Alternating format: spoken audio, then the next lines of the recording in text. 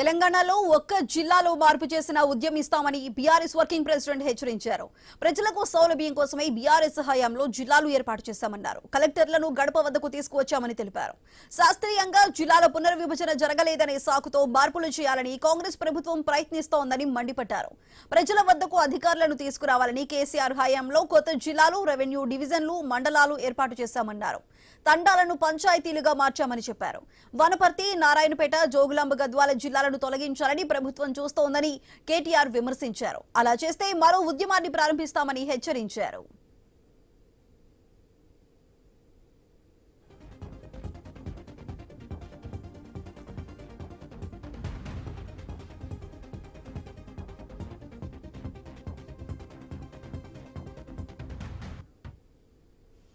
జిల్లాల పునర్విభజనపై సీఎం రేవంత్ కీలక ప్రకటన చేశారు. అయితే ఈ ప్రక్రియను హేతుబద్ధంగా చేపడతామంటూ వెల్లడించారు.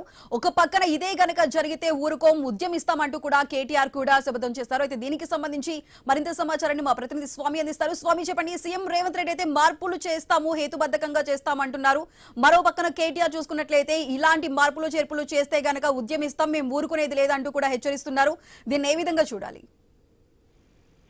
తెలంగాణ ప్రభుత్వం జిల్లాల పునర్వ్యవస్థీకరణ చేయాలని చెప్పేసి భావిస్తుంది. ఇప్పుడు చాలా జిల్లాల్లో ఒకవైపు చాలా అసంబద్ధంగా ఉన్నాయి. కొన్ని మండలాలు, ఒక నియోజకవర్గంలో ఒక మండలం 3 జిల్లాల పరిధిలోకి వస్తుంది. అభివృద్ధి పరంగా ఇబ్బంది అవుతుంది. వీటిని రీజనలైజేషన్ చేయాలని చెప్పేసి చాలా చోట్ల విజ్ఞప్తులు వస్తున్నాయి. మేము ఎన్నికల ప్రచారంలో కూడా చాలా చోట్ల ఇలాంటి కాంప్లైంట్స్ వచ్చాయి. వీటిని సెటిల్ చేయాలని భావిస్తున్నామని చెప్పేసి కూడా నిన్న సీఎం రేవంత్ రెడ్డి సెక్రటేరియట్ లో తెలంగాణ గెస్టెడ్ అధికారుల డైరీ క్యాలెండర్ ఆవిష్కరణ కార్యక్రమంలో పాల్గొన్నారు. ఆ సందర్భంగా ఉద్యోగులను ఉద్దేశించి రాష్ట్ర ప్రజలకు ఈ విషయాన్ని అయితే చెప్పడం జరిగింది. ఇందుకు ప్రధానంగా హైకోర్టు లేదా సుప్రీంకోర్టు రిటైర్డ్ చీఫ్ జస్టిస్ తోటి ఒక కమిషన్ వేస్తాము. రాష్ట్ర వ్యాప్తంగా అందరి అభిప్రాయాలు తీసుకున్న తర్వాతనే దీన్ని ఒకవైపు రేషనలైజేషన్ చేస్తామని చెప్పేసి కూడా భావిస్తూ ఉన్నారు. ఈ చాలా చోట్ల కూడా కొన్ని జిల్లాలు రద్దు అవుతాయి, కొన్ని జిల్లాలను రద్దు చేస్తారు, కొన్ని జిల్లాలలో సరిహద్దులు మారుతాయని చెప్పేసి కూడా జరుగుతున్న ప్రచారం పట్ల ఒకవైపు గతంలో కేసీఆర్ దాదాపు 2015-16లోనే దాదాపుగా 31 జిల్లాలు చేశారు. ఆ తర్వాత నారాయణపేట, ములుగు జిల్లాలను కూడా చేసి మొత్తం 33 జిల్లాలని ఒకవైపు తెలంగాణలో జిల్లాలతో తెలంగాణ కొనసాగుతుంది. దీనికి సంబంధించినటువంటి జోనల్ వ్యవస్థ కూడా ఖరారైంది. ఈ జోనల్ వ్యవస్థ కూడా ఒకవైపు కేంద్ర ప్రభుత్వం గుర్తించి రాష్ట్రపతి ఉత్తర్వులు కూడా ఇవ్వడం జరిగింది. దాని ఆధారంగానే ఇప్పుడు ఉద్యోగాల భర్తీ అంతా కూడా జోనల్ వ్యవస్థ కొనసాగుతుంది.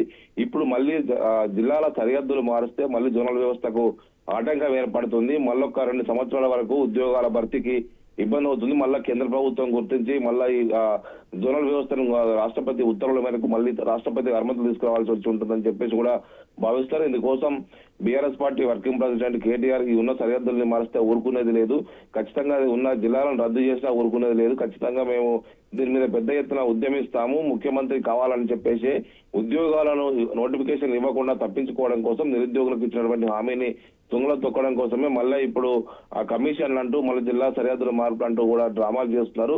దీని మీద అవే కనుక జరిగితే ఖచ్చితంగా జనంలోకి వెళ్లి మేము భారీ ఉద్యమం చేపడతామని చెప్పేసి కూడా కేటీఆర్ హెచ్చరిస్తున్నారు. సుధా.